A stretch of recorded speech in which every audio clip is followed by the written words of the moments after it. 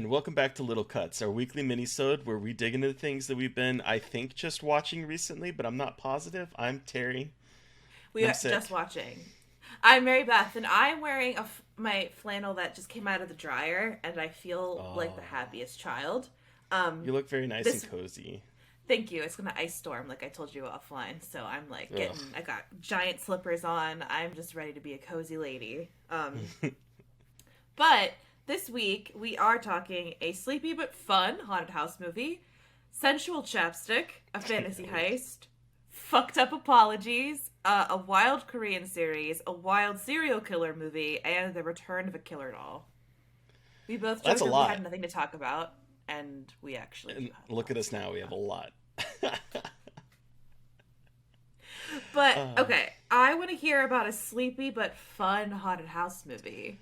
okay, so uh, if you are a patron, you will have seen a post I made that I want to get back into clearing out my backlog of movies that if you're watching this video, you can see behind me. I have a ton of movies that I have collected on physical media that I have not watched. About a year ago, I was doing a really good job of watching one for each episode, and then it just You sort of were.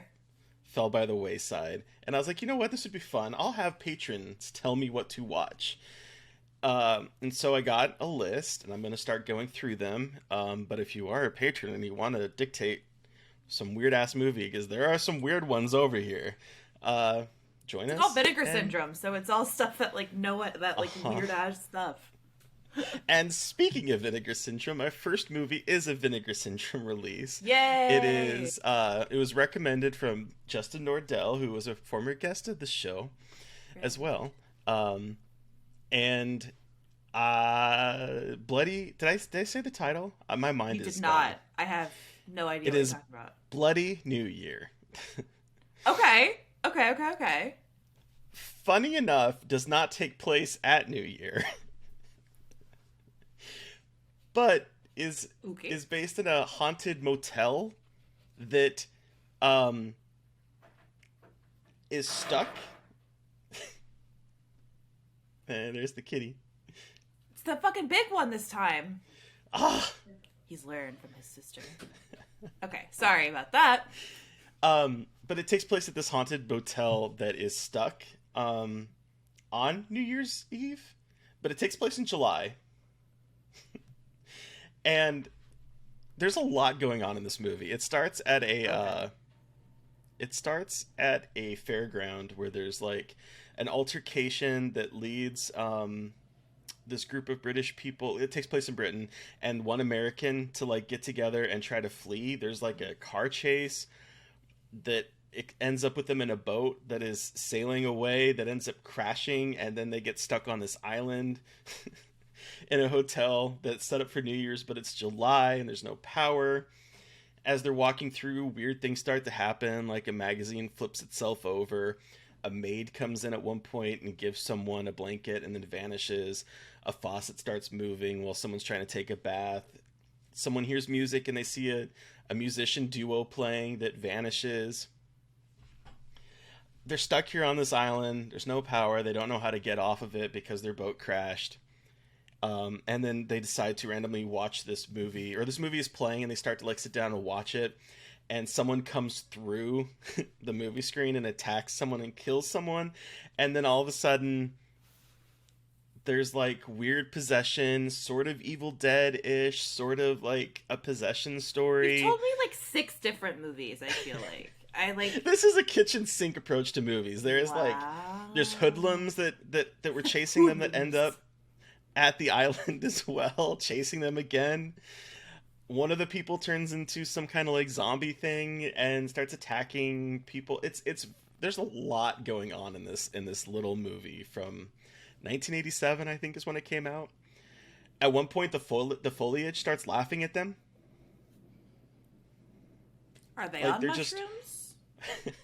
maybe they are. Maybe that would explain a whole lot. They're like walking through the forest and the bushes start shaking, going ha ha ha ha ha ha ha, and Absolutely just the fuck laughing not. at them. Ah. And it's never like explained again or gone back to? No, Okay.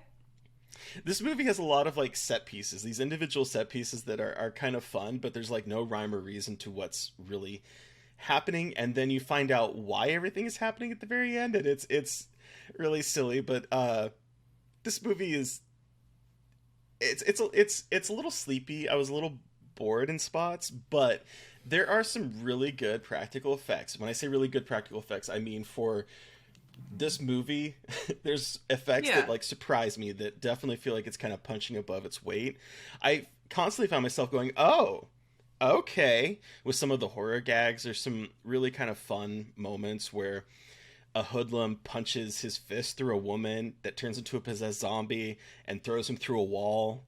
Like there's a lot going on in this. There's a lot of fun special effects in this, and there's some really good special effects, considering this is probably a very low budget. It was a direct-to-video release in Britain. But it was fun, and I had a good time. This was one of the better Vinegar Syndrome releases. I mean, because let's be honest, sometimes Vinegar Syndrome movies, as much as I enjoy them, they're not the cream of the crop. But this one is probably one of the better ones I've seen. I really like the poster. Yeah, the poster's fun. Cool. Okay. I love Vinegar Syndrome. Fuck yeah. I love it when you say it's like kind of boring and then you say all the things before that. Like it's just it's in a way that only Vinegar Syndrome movies, and when I say that I mean like very specific B movies from the 80s, can accomplish. Like it is rather impressive. So yeah. Good for them. And I mean, I gotta say that the cast is game. They're having a lot of fun, it seems like. Hell yeah. So I mean, that. there's a hominess to it that I won't work for everyone, but for me, I was like, this is entertaining, and I get why Justin recommended it. So thank you. Wait, that's so funny. The guy who directed Bloody New Year also directed Prey, which is another Vinegar Syndrome movie about like a weird alien, like a fox alien. Oh shit, really? Yeah. And it has lesbians in it. Oh. So, good for him. Yeah. I kind of want to see that now. I own that one. I haven't seen it, but I own it because I like the idea of lesbians and an alien, so it's not hard to Sounds like a fun Saturday night. That's what I'm saying. So, I'm going to try to keep this going. Okay. And so if you guys have recommendations, make sure you're a patron and throw them out there. I'm going to also maybe throw up some polls to like see what to do next and take pictures that are a little bit better of the movie's choices and get a little bit more organized, but I think it'll be fun. But let's talk about, I got a sensual chapstick. I saw that out there and I was like, okay, what's going on here? So this is Park Chan-wook's new film, Decision to Leave. And yes, I decided to bury the lead with sensual chapstick and there's a good reason for it, I promise. But, so this is Park Chan-wook's new film, one of the movies I've been really dying to see this year. It is finally out on Mubi. If you don't have Mubi, you can do a 7-day free trial to watch this, which is what I did. Just because it's also out on VOD too. It is, yeah. I didn't know it was on Mubi. That's awesome. It's on Mubi. Yeah. Okay. So, so Park Chan-wook has done films like Old Boy, Sympathy for Lady Vengeance, The Handmaiden, Thirst, which I tweeted about yesterday. So I was very excited for his new movie. And this one is very much a play on noir. A Korean detective named Hae-jun is investigating the death of a man who it might have been a suicide, might not have been, and he talks to the man's widow, who is a Chinese woman living in Korea, and they soon begin a strange and complicated relationship. Okay. And the first half is very much kind of a standard, like, procedural-y kind of crime movie, and then the back half, as is Park Chan-wook's style, is absolutely wild.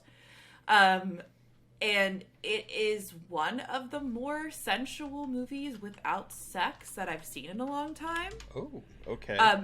There's this, I say sensual chapstick. So Hae-jun is the detective, and then Seo Rae is the woman, who is played by Tang Wei. And I'll talk about her in a second, because she's fucking perfect. But they have this, like, orbit around each other. It's very weird. It's got, like a lot of sexually charged energy, but also she's a suspect, so it's very the femme fatale investigator vibe, and it's. But there's a moment where they're just standing in the rain, and she just goes up to him, starts fishing out in his pockets, and gets his chapstick, looks at it, and puts on his chapstick and puts it back in his jacket pocket. Then she goes to the other pocket and pulls out some mints and takes a mint. Like, it is the most sensual thing, and she does it multiple times, and I was like, all right, like, new erotic fixation found. Like, just the familiarity with like that she like kind of has with him and his person is very intimate to watch. And we don't see a lot of intimacy like this on screen, I think. And I don't think I would go as far to call this an erotic thriller, because it's not very erotic, but there are whispers of that over this that I was incredibly impressed by. So Tong Wei is the moment. She is the queen. She is everything to me. She plays this character, like, she's a perfect femme fatale in this movie. Like, with this kind of air, this kind of charismatic cat. I hate using cat-like, but there's something about her that is very alluring, but also something that sets your alarm bells off a little bit. But even though she sets off the alarm bells, there's also something really, like, interesting about that. And the way that Tong Wei, who is a Chinese actor, is able to create that air in her performance is absolutely stunning. I will say this is not my favorite Park Chan-wook movie, and I don't mean that in a bad way, but Thirst, his 2009 vampire movie, is a perfect movie, and there is no topping that.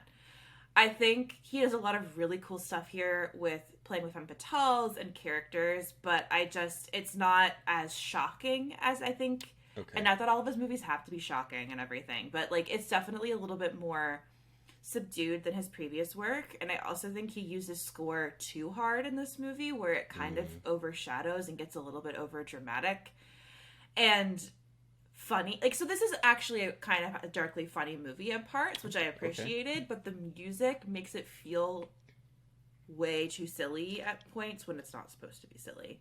Gotcha. So I understand it is a very good movie. I really enjoyed it. It's just not Park Chan-wook's like best work, but also that's fucking hard to do because Park Chan-wook is an incredible director and makes incredible work all the time. And like, even this is a 4-star movie to me.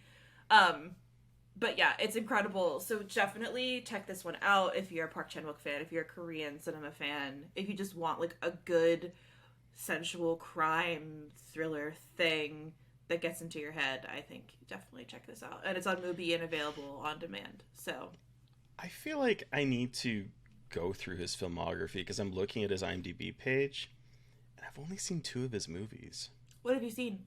The Handmaiden and Stoker. Oh boy, you haven't seen the good shit. That is not shitting on Stoker or Handmaiden, but you haven't seen the revenge movies.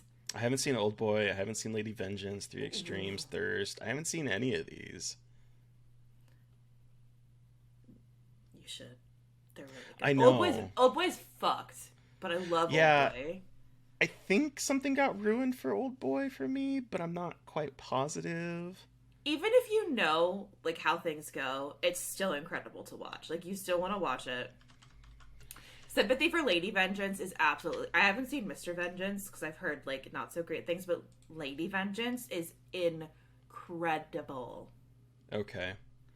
Yeah, I think I was waiting because, like, I was like, I should watch it, but then I was like, oh, I think someone is doing a 4K restoration of Oldboy, a 4K edition of it, and I was like, maybe I'll wait for that.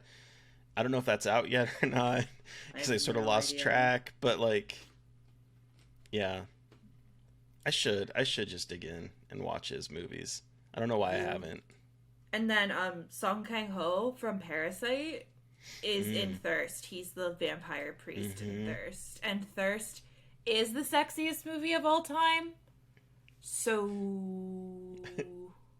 you should watch it. I love, guys, in case you had any doubt, I really love Thirst. Do you love Thirst? I wasn't quite sure. Are you thirsty for Thirst? I want that shirt. Thirsty for Thirst. But yeah, Decision to Leave, y'all. Check it the fuck out. Sweet. But going from sensual chapstick to a fantasy heist. A whole other Tell me end of about the this. spectrum. So, I am a huge Dragon Age fan. I love Cool. those video games. And Yes. I was really excited when I heard Netflix was doing a animated series based on it, and it is now out. It is called Dragon Age Absolution, and I really dug it. I think I was curious to see what they're going to do with it because, like, Dragon Age has a whole lot of mythology behind it, and I was kind of curious to see what they were going to do with a 6 episode, 30 minutes each series that is going to be not isolating to new people that might not be familiar with the video games, but also kind of scratch the itch for those that are fans of the video games because there's a Okay. lot to do. And so, if for those that are fans of the video games, this takes place after Dragon Age Inquisition, which was the last game that was released. It references the Inquisition, but I think it does a very good job of telling a very intimate story that is focused on the characters, and there's a little bit of world building around it, but for the most part it is just a focus on a heist that goes horribly wrong, and it feels almost like if you were to play a D&D game, this feels like sort of the opening chapter that kind of gets the people together and gets them on a quest that will probably be big. Oh. So all 6 episodes are all about this heist where they there's like a separate groups of people that end up getting pulled together to go steal this MacGuffin artifact out of the Chantry, and the Chantry is this organization that has mages that, and the mages in this world are there's a whole lot going on there, but like the story is there's this Chantry, there's people going in to steal this artifact. One of the people in this group was in the Chantry at one point. There's like some sort of PTSD element there, and Okay. she doesn't want to go back to it, but she's being forced to go back and confront her past. And it's very gay. This show is very gay. There is a queer relationship at the front and center of the story. There is a flirtatious banter between two of the men, and I was really curious to see where that was going to go.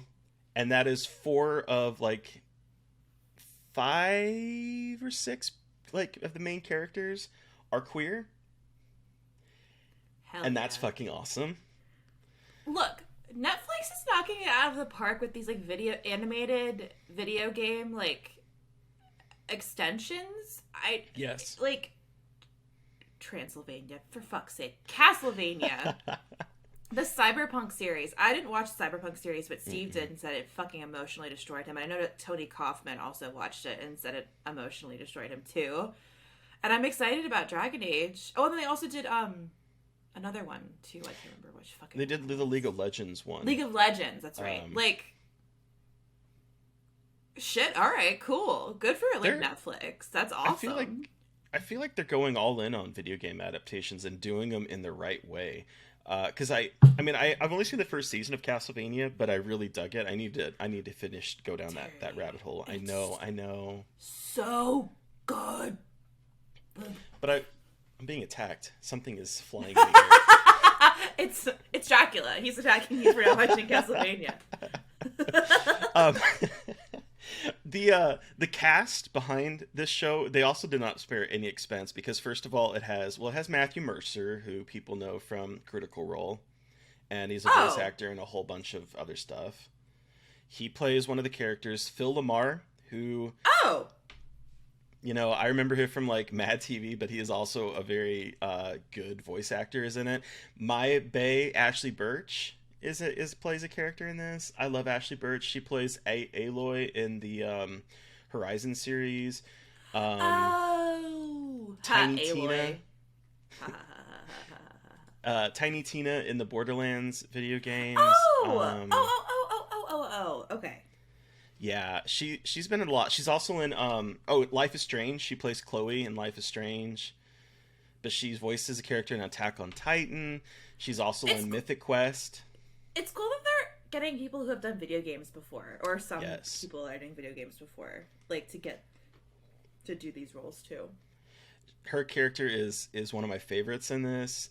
So it's a lot of fun, and I think that it's a good entry point for those who might not be familiar with it. There's going to be some terminology that you might want to go to Wikipedia to like figure out, or the wikis on it. But like, I think this is a very self-contained story that is a good entry point, and I had a lot of fun.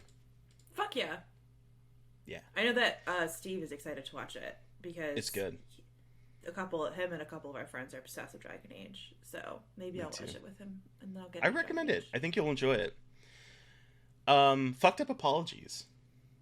We're swinging right back into the world of the real, with my next one, which is called The Apology, which is on Shudder now, directed by Alison Starr-Locke, and starring Anna Gunn of Breaking Bad fame. She was Skylar, and also Linus Roche, who played the horrific cult leader in Mandy. Okay. Yes, so it's a pretty simple movie. 20 years after the disappearance of her daughter, Anna Gunn's character it's on Christmas Eve. She's hosting Christmas for the first time in 20 years. She's a recovering alcoholic. She's like, grappling with the disappearance of her daughter, but also trying to kind of like pick up the pieces and keep living her life as well. And there's just kind of this interesting tension between wanting to find answers about her daughter and wanting to, continue to live her life. So she is just kind of, it's an interesting take, like on how we see true crime stuff. And it's like, oh, this is the sensational story. And this is kind of like the aftermath of someone just by themselves on Christmas Eve, like kind of reflecting on her past and everything. So, and then there's a knock at the door. We love an ominous horror knock. There's always a good, we always know it's going well. And it is her estranged brother-in-law, Linus Roche's character. And she's like, haven't seen you in a hot goddamn minute. What's going on? And they have this like, they're interacting, they're talking, they're reminiscing, and then he drops a bomb, which, it's not a spoiler if you can kind of infer what I'm talking about with the bomb that he drops.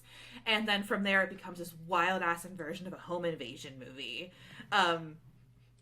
that is, like, pretty violent for a chamber piece like this. Oh. Because it really is, like, this is like a play. It's a lot of it is dialogue, the two of them kind of talking, waxing poetic about literature, and then it shifts. But what Locke does really well is utilizing the space of the house. And when we kind of learn the truth about what's going on, while he was already in the house and he is a family member, it becomes like a home invasion movie and a woman trying to protect herself from someone who is an asshole. So I was pleasantly surprised by this movie. I wasn't really sure what to expect because it is like a play in a way, and it's very much character driven. But the performances by Anna Gunn and Linus Roche are so good.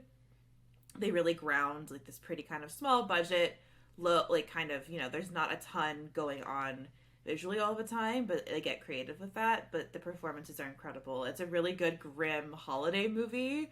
That's not like supernatural or like killer Santas, but it's just like, hey, the holidays means sometimes people crawl out of the woodwork and they have some fucked up things to tell you, and you have to grapple with that. And I think it's also just like a really fascinating take on a woman-directed revenge tale, and we all know how I feel about those. So you hate them, all of them. Get rid of them all. Only men. Only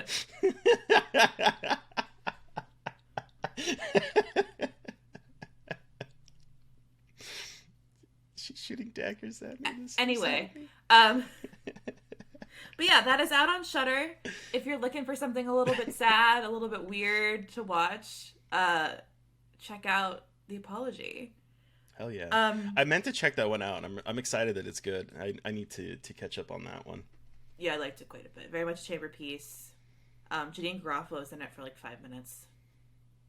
Oh, I love her. Yeah. I always think about her character in The Truth About Cats and Dogs. I haven't seen that. There's no reason why you would have, but there's like if I remember correctly, she plays this character that's like a radio host of like some cat, like animal radio show, which is weird. But I just remember her getting a phone call, and she's like, "You can love your pets, you just can't love your pets." And that's what I remember. That's what I think about whenever I think of Janeane Garofalo. Cool. Said non sequitur, but there you go. Welcome to Terry's mind. Well, let's go back even more to Terry's mind with this wild Korean series. So you kind of buried the lead a bit with the sensual chapstick moment. And this show buries the lead, at least on IMDb. This IMDb synopsis is so ill-equipped to deal with this TV series. So I first of all, Hulu just sort of dropped it. It's called Connect. It's Takashi Miike. Yes, I know. They just fucking dropped the Takashi Miike Hulu series without telling anybody. I'm sorry? I got a press release the day of, but it didn't say anything that it was Takashi Miike. It just says new series now on Hulu, and I'm like, okay, well, where was all this hype beforehand? You're just gonna drop this on me? And I go out to IMDb and I'm reading it, and it's like, okay, I'm gonna read what IMDb says. A man is kidnapped and one of his eyes removed. First of all, it's not written very well either. One of his eyes removed by a gang of organ hunters. His eyes was transplanted into the body of a serial killer. The unwilling donor now has terrible visions as he witnesses terrifying attacks on the residents of Seoul. True. That is all true. But what it fails to mention is that in the opening scene, this poor guy gets kidnapped by these organ hunters, is put onto an operating table where his eyes are plucked out, his stomach is cut open, and then he gets up. And his body heals itself. He grabs one of his eyeballs, puts it in, and then flees. That is what the series is forgetting to tell you. And this all happens in the opening moments because this dude, I'm not finished yet. I have 2 more episodes left, but this dude is somehow immortal. And that right there is why he can see through the serial killer's eye. Because his body, they implant one of his eye part, and anytime the serial killer hears a song that this guy plays that is now becoming viral across Seoul that no one knows who played it, anytime he hears it, all of a sudden this poor guy can see through the serial killer's eye.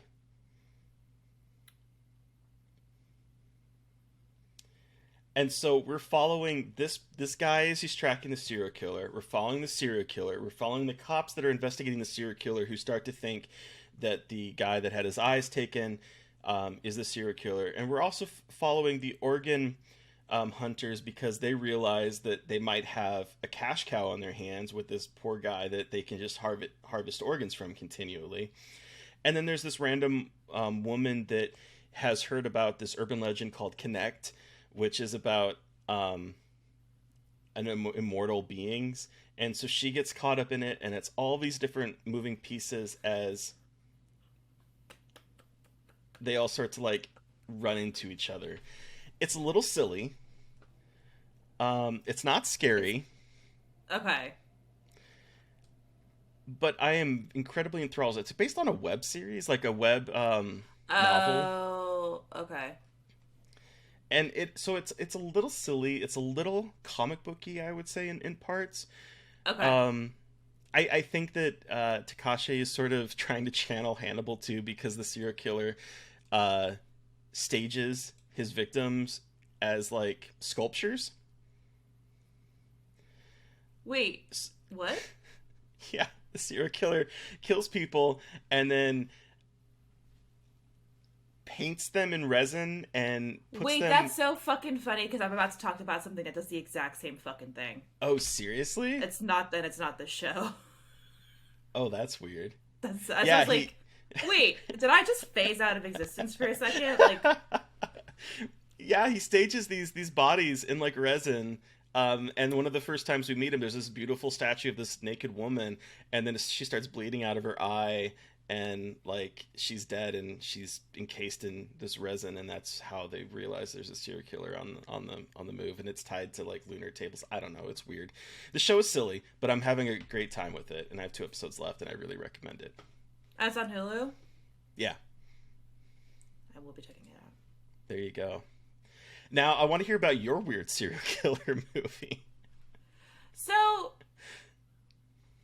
okay, I wasn't sure if I wanted to talk about this movie or not, because I don't think it is the most successful movie. But I haven't been able to stop thinking about it since I saw it, so I feel like that's probably a sign that it's worth discussing. Okay. So I saw this new movie called MINDCAGE, which stars Martin Lawrence and John Malkovich and Melissa Roxburgh in a... Wait. Martin Lawrence and John Malkovich. Mm-hmm. Okay. Sorry. Yeah. Carry on. It's got a similar vibe to Silence of the Lambs. There is a slew of copycat killings that Martin Lawrence's character solved years ago was John Malkovich, and they caught him, but now there's a copycat doing a similar thing, and they're trying to figure out who's doing it, so they go to John Malkovich in prison to, like, get help on capturing the killer. So, like, definitely some Silence of the Lambs comp vibes, like, it's very, you know. But what's really interesting about it is the visuals. So when people are killed, women specifically are killed, preserved in a resin made from a specific kind of like poisonous bean, and then they're posed to look like angels. Okay. And so he puts these creations in different places. So like the first one is found on the front of a train, the other one's found in a church. Like, and there are these. The director is the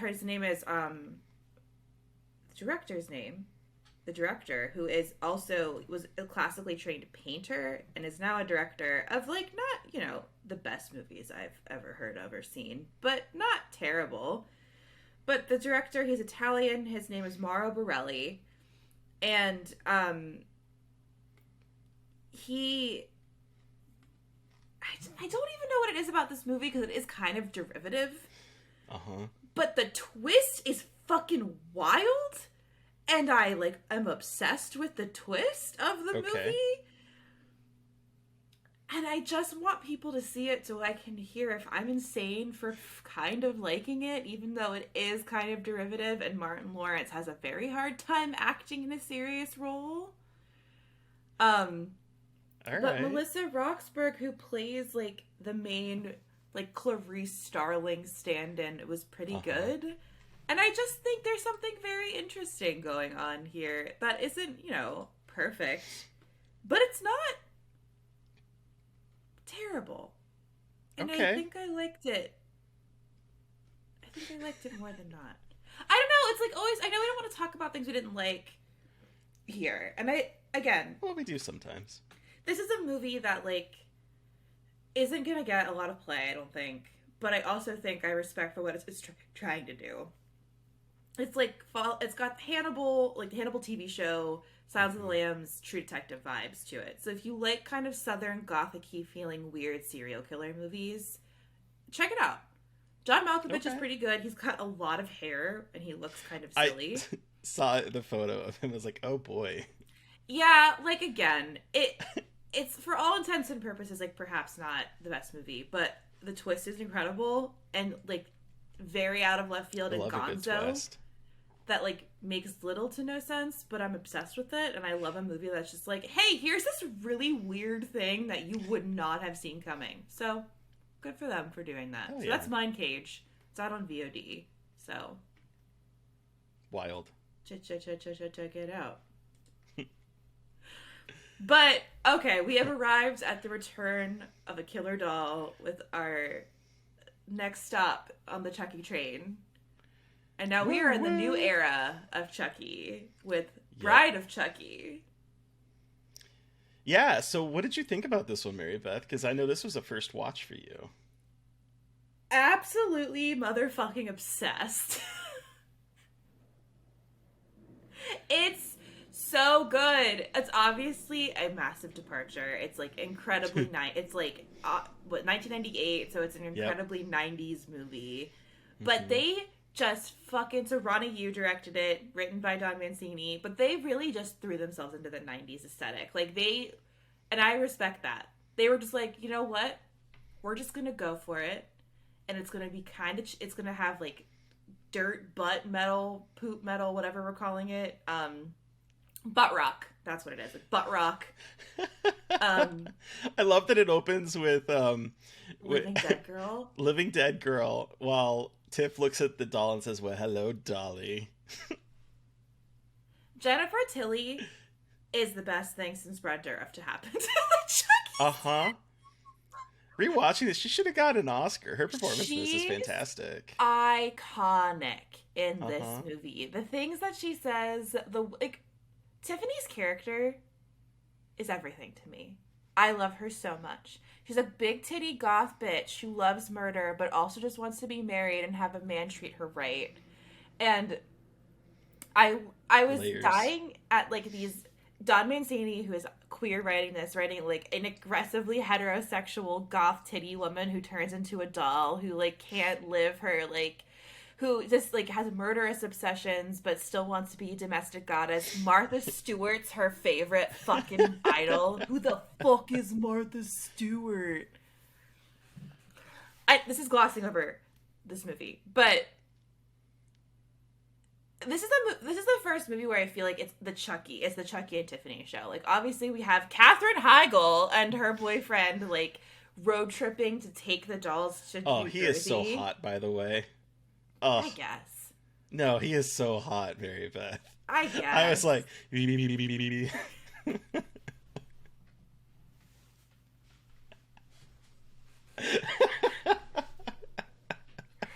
himbo in his van, just trying to get another $500 to start his new life with Katherine Heigl, but all they have to do is deliver these 2 dolls to New Jersey so they can basically get bodies.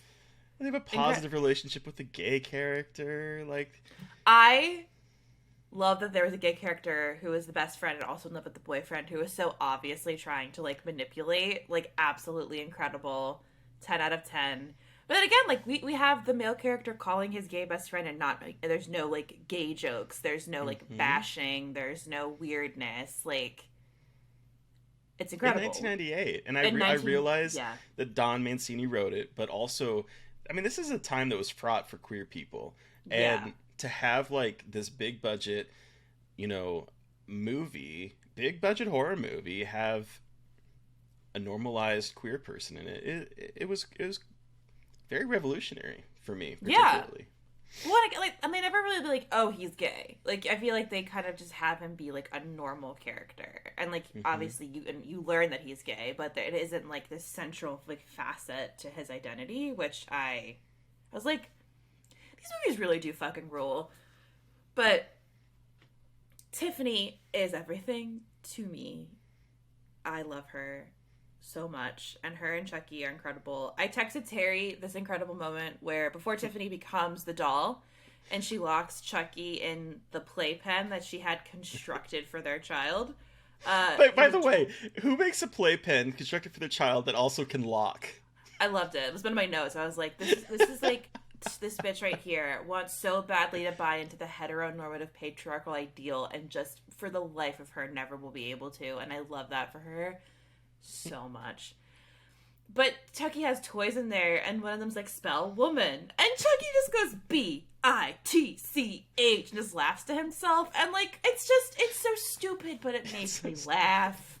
It made me laugh because I think what I never really realized with this movie is the movie realizes it's kind of stupid and, like, that it's so weird, but it's like, but we're still gonna do it because it's funny and because we acknowledge that and have this character. Man, oh man, these movies fucking rule. Tiffany is such a bad bitch. I love her so much. Barbie, eat your fucking heart out when she, like, transforms herself into...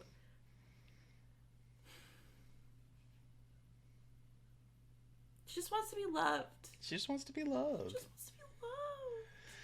What kills me, so there's a lot of this that, like, jumped out at me on this rewatch that I was like, this is hilarious. The Chucky's act natural poses where he's like, act natural, and he's like, and she's like, he just has, like, this crazed look in his eye. I'm like, that's act natural.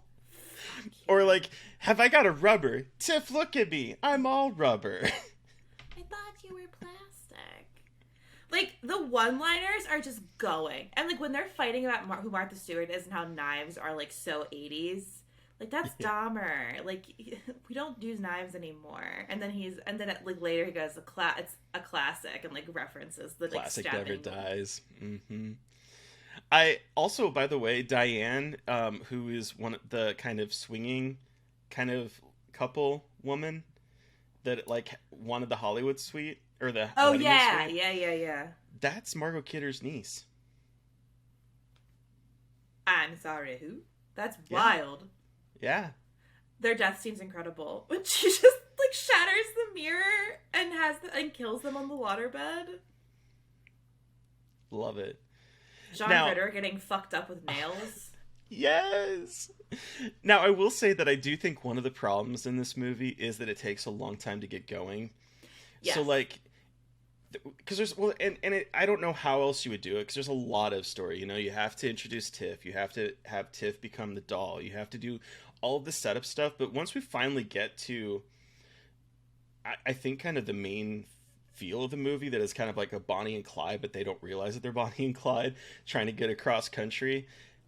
We're 45 minutes into this hour-and-a-half movie, so like it takes a whole long time to get going to the actual plot of the movie, but I don't mind it so much. Yeah, I think because we spend so much time with Tiffany and Jennifer Tilly gets to fucking chew up scenery the whole time. I think I didn't think about that really. Like, it didn't bother me. I think they were trying to, like, I could have done with less of the Katherine Heigl romance stuff, just because, again, like, I think I understand why it was there, and, like, kind of setting up the context for why these two were the ones driving them to New Jersey, and, like, it makes sense. But and they're good foils. Yeah, exactly. And, like, it all makes sense. And I think Jennifer Tilly really does help make it not feel like it's going on for too long. I think just her campy, incredible performance helps make it feel like, oh, I don't care how long this is. I would just like her to step on me forever. I love that she's the star in this, because, you know, it's Bride of Chucky, and she is the fucking star. And I love that. God, Bride. Best thing to happen to the series, really. The death scene where Bride of Frankenstein is on the fucking TV as she's getting electrocuted, and like, oh my god, it's just so good. Todd Mancini's so smart. Yeah, he really is. He fucking rules. I loved it. I had an incredible time. Hell yeah. So next week we're going to continue with the Child's Play franchise with Seed of Chucky, which I really enjoy, but I haven't seen it in forever. So I'm curious to revisit it as a out queer person. Yeah, and I've heard obviously so many things about it with the Glenda character and representing non-binary identity, especially in a movie like this. So I'm very excited to experience Seed of Chucky. Yeah. But who are we chatting with on Monday, Mary Beth? So speaking of Child's Play, on Monday we are chatting with the legendary cinematographer John R. Leonetti. He DP'd Chucky 3, but he would then go on to create the look of James Wan's films like Dead Silence, The Conjuring, Insidious. And as a director, his latest film, Lullaby, is currently streaming on VOD. This conversation fucking rules. It's a really awesome, like, look at horror history. He's so cool and just told us so many cool stories. So dude worked on Poltergeist. He worked on fucking Poltergeist. And so we are chatting a movie that we've chatted before. We are chatting The Exorcist. But don't worry if you listen to our Exorcist episode. This is a very different kind of episode in terms of feel and conversation. So get ready for a really, really cool kind of conversation that we haven't had, I think, on the podcast before. And he was just such a sweet man. He had so many great stories to tell. Like, I could have just sat there and listened to him regale us with all the stuff that he's done in his very storied career. It's cool as fuck. So just amazing. What a great guy. incredible. So look out for that episode on Monday. It's really it was a big treat for us. So it was a huge treat, I have to say. Massive. Yeah. So, but listeners, you've heard from us. We want to hear from you. Did you watch something that we watched this week and have thoughts?